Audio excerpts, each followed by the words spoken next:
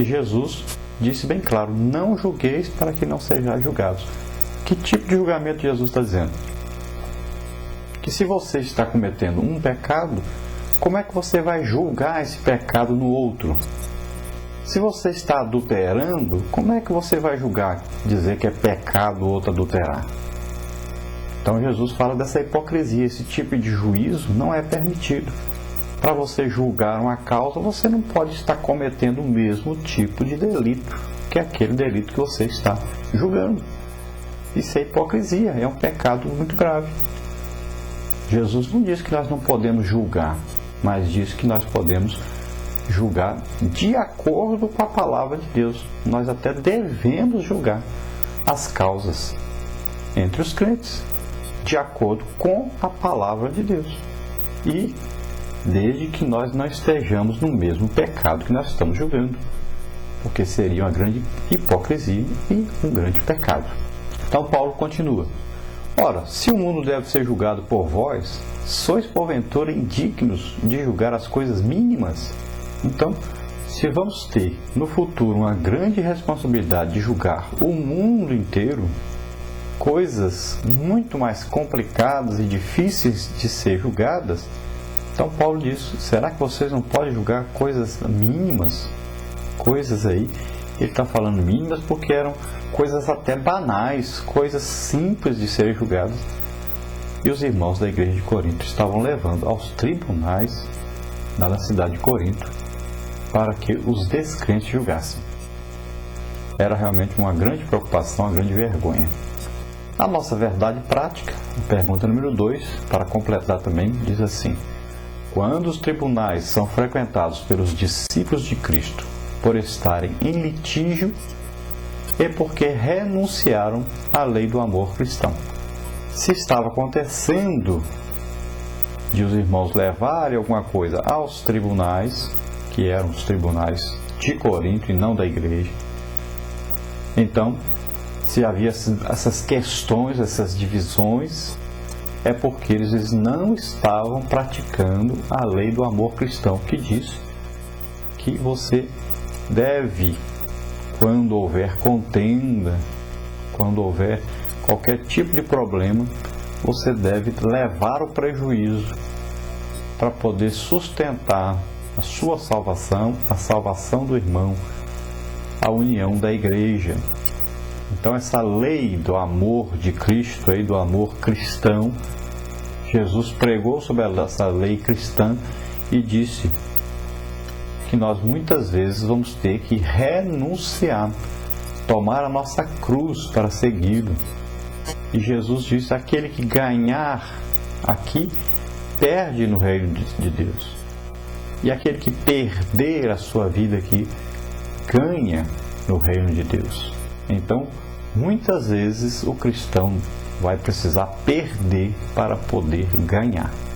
Ele vai, quando perder essa causa contra o outro, ele estará ganhando a salvação, tanto a sua como a do outro, estará ganhando a comunhão da igreja, que estará ganhando almas para o reino de Deus, porque a igreja estará unida e ganhando almas. Toda divisão, contenda, vai trazer um grande prejuízo a toda a obra de Deus. Então, essas contendas e divisões devem ser evitadas a todo custo. Vamos ver na nossa introdução a pergunta número 3. Uma igreja onde ocorre a manifestação de dons espirituais pode abrigar crentes nitidamente carnais? Se isso acontece, a culpa é dos dons de Deus ou de seus portadores?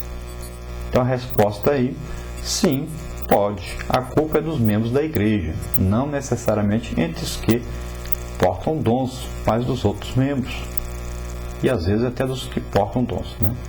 Os dons não asseguram um comportamento santificado do crente.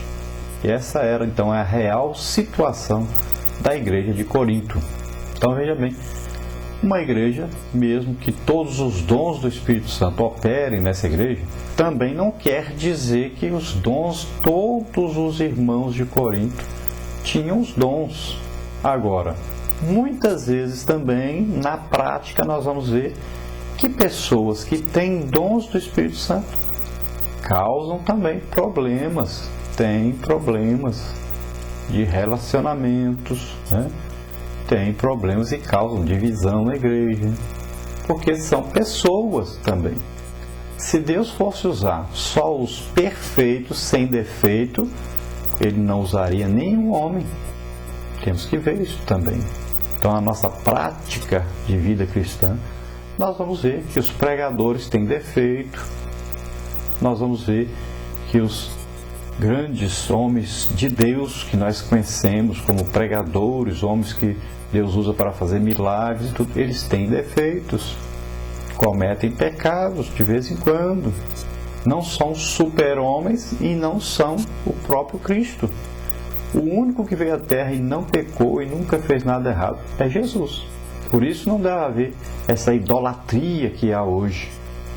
Vamos convidar o pregador fulano de tal, a cantora fulano de tal, o cantor fulano de tal, como se eles fossem mais perfeitos do que nós, como se Deus só operasse, só fizesse alguma coisa através deles.